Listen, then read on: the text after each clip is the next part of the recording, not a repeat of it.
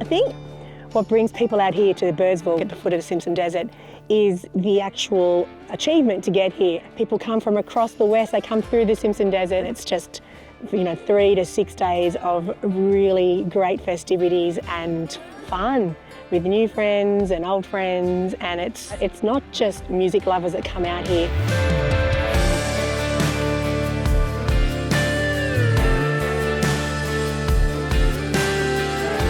It's not just something that you can hop in the car and, I'm just going to duck out to Birdsville.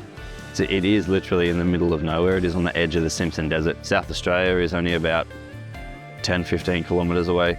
But yeah, it's just one of those things where people enjoy the experience getting out here as well. You won't experience anything like it anywhere else. It is the most remote music festival in the world, and yeah, I love it out here. It's just something that has to be done.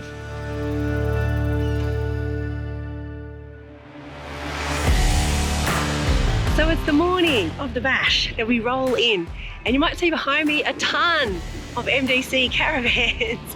This is 4 lanes of all these caravans. I think we've got 60 odd this year, which is so incredible.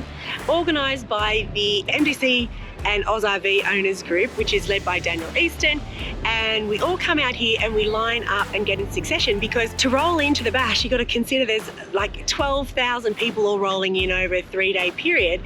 So you only go in order of the way that you arrive. So if you want to all camp together as one big crew, that's what we do, because the Donovan family have actually allocated spots for just the MDC owners group to all be together. It's so impressive. It's so fun to be part of this owners group. I'm so grateful. And just look at how amazing it is. The MDC owners group has been coming out for at least 5 years, I believe, and it gets bigger and bigger every year. The MDC paddock was something that was created by Daniel Easton. Just something that came to mind to him because he realised that there were more and more MDC owners that were interested in travelling together and coming out to these destinations as a group. Yeah, sort of came up with the idea of the hashtag MDC paddock. I also invited Steve and Vaughan out from MDC. So yeah, they came out, they camped with us right up the back in the dog section. I'd already started a discussion with Greg Donovan, who Greg came back to me and said no, he's willing to talk, and pledged my idea of organising a group every year, and is there a possibility of getting our own area? All came down to numbers. If you get the numbers, then we'll sort something out. So over the years we've built a relationship. We rolled in here with 53 vehicles in convoy. What that brings out is a great bunch of people that all get together. You got community, we've got lifelong friends here. There's probably about 10 vehicles out of that have been here for the last 2, 3, 4 years. Lifelong friends, do anything to help you. And yeah, it just makes for an awesome event that you need to experience.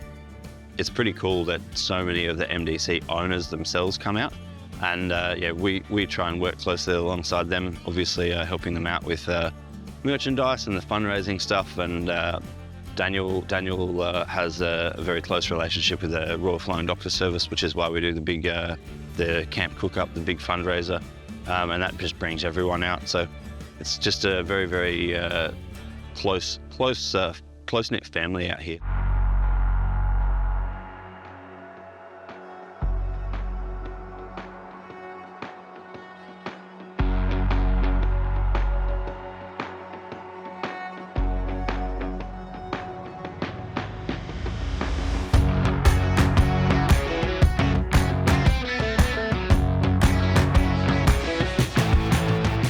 Music is a big aspect of what we're doing here, of course, and this year they've got really interesting choice. They've got Tina Arena headlining. Tim Finn's going to be here, which is amazing. Colin Hay from Men at Work, he just does amazing acoustic stuff.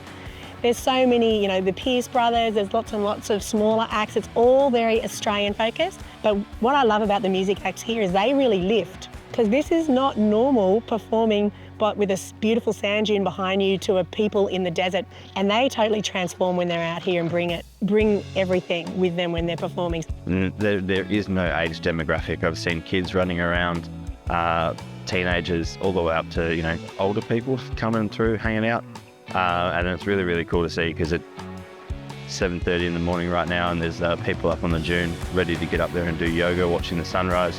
Seen a couple of kids coming down at one of their boogie boards already, so it's pretty amazing and surreal experience being out here in the middle of nowhere.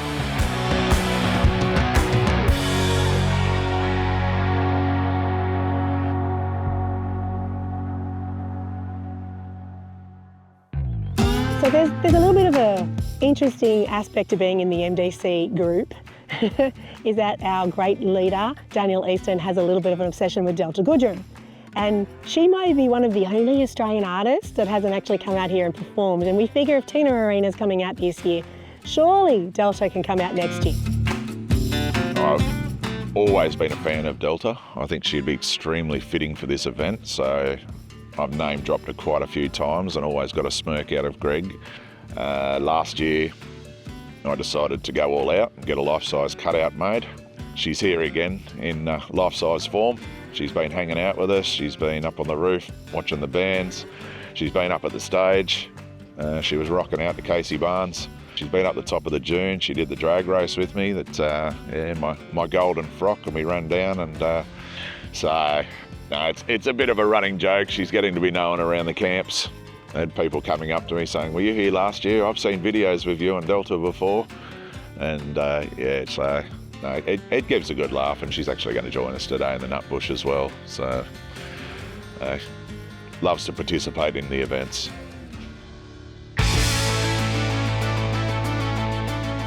So music typically happens kind of in the afternoon and the early evenings, but there's so much more stuff going on here, which is super fun. Every morning I come up and we do the sunrise. So beautiful, the sun comes up over Birdsville, usually hundreds of people lined up there, and it's really beautiful.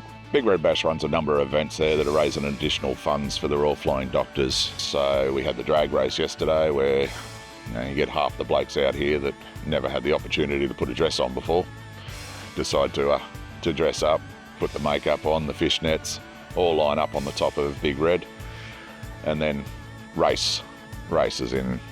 You can walk it. It's about an 800-metre dash down to the finish line. It's a fashion show, it's a speed show, nobody remembers the actual winner though. It's all about how good you look. So we took part in that yesterday and lined all the guys up and came down as a massive group to get those additional funds for the Royal Flying Doctors. Another event which is taking place today is the Nut Bush. Same thing, you go for the Nut Bush world record there. We all line up in grid out on the arena. Yeah, so all those funds as well go to the Royal Flying Doctors. One of the new events that they've got on is the Big Blue Day, which is pretty cool. You buy a blue wig and then you get rallied into the centre, and everybody makes the shape of Australia, and then they capture that footage, and you pay a little fee to come in, and it's cool because you're raising money for type 1 diabetes research, which is really close to the heart of the organiser, Greg Donovan.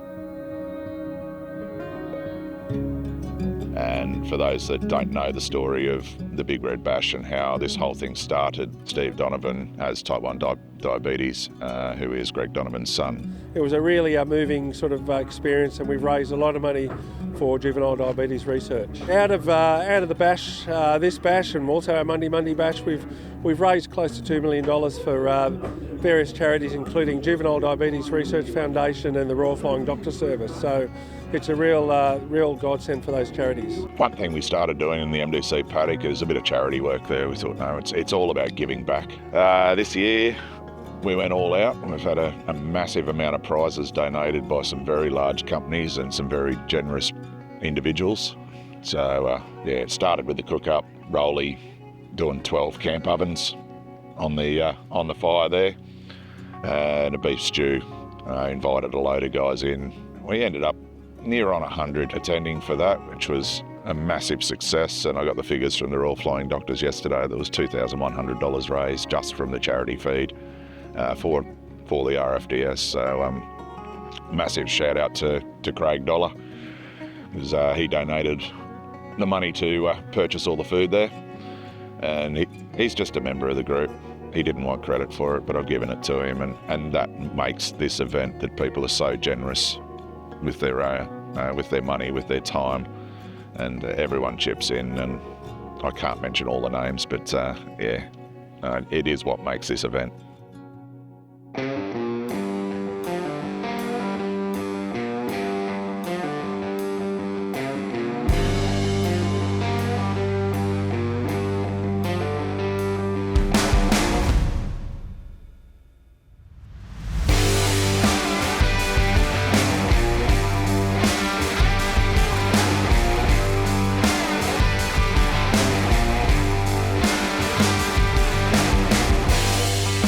So when I first came out here 9 years ago, I came out with my late husband, and we came out in an MDC Extreme Ranger camper trailer. There were no diesel heaters, there was certainly no air cons. It was pretty basic kind of electrical system, certainly no hair dryers. If you've got our fancier Rangers, you can actually have coffee machines and blow dryers and all the works and hot showers. So there was none of that. And it was a really great experience, but I do remember freezing my butt off a lot of the time, and it was a pretty organic and agricultural kind of experience. No, look, camping has certainly evolved over the years. You think of back in the day, the old Ranger swags that were just the flap of canvas over the top of the mattress, and you have to be sleeping on the cold ground. And camping is certainly, it's come a long way. And in particular, the MDC Caravans, especially the Mark III models, the ones with the green stickers on them. They've got more power and more solar. So, the one behind me has got 400 amp of lithium and a 2000 watt auto transfer inverter. So you can run your air conditioner if you wanted to directly off the batteries. But all of our caravans have got diesel heaters now. So in this, what was it this morning? It was 3 degrees, felt like -1. So it was very, very fresh when we got up this morning. As you can see, the steam coming out of my mouth.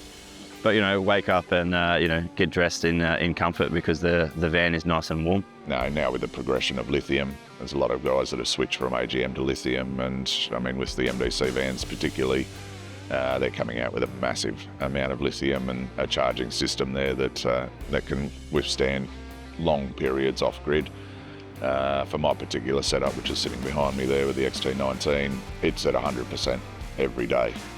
We're using diesel heater all night long. We've got fridges running and Starlinks and any other devices there. So it's made it a hell of a lot more comfortable out here. That thing hasn't been charged since I've been on the road. When was it? About 2.5 weeks ago, I think I left. And it's a huge improver that just allows us to do what we do in comfort. I'm seeing some of the guys in the group in their 17s and 19 footers, and they're having the coffee and they're baking in the oven, like it's all happening. You can be hanging out with someone, they're in a swag, and you can be hanging out with somebody and they're in an enormous caravan living the absolute life. So it really is up to you what you want to do to your camping style, but it's just really nice to know that you can come out here with your internal toilets and showers and absolutely be in total comfort.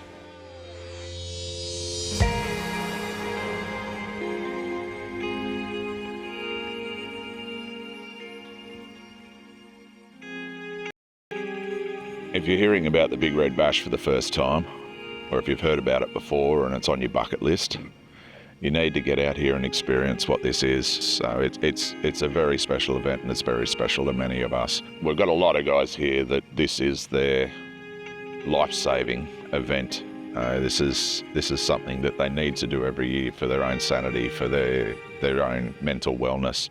A lot of guys, this is their one lot of holiday. It is well worth it, and they keep coming back every year.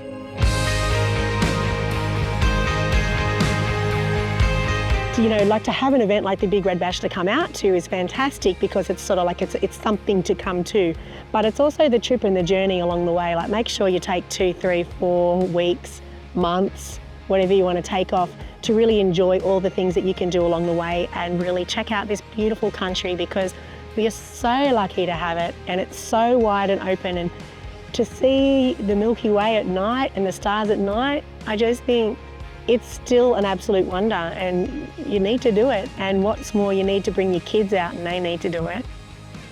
It is something that you won't regret. I know the first time that I came out to Birdsville, it was one of those daunting experiences because, you know, you're going to the middle of nowhere with people that you didn't really know. So if you want to do it, just do it. If you're thinking about doing it, get out there and experience our big red country. And it's something that you won't regret, and you'll keep those memories with you forever, because you can't take your money with you, but you're going to regret all the memories that you don't make.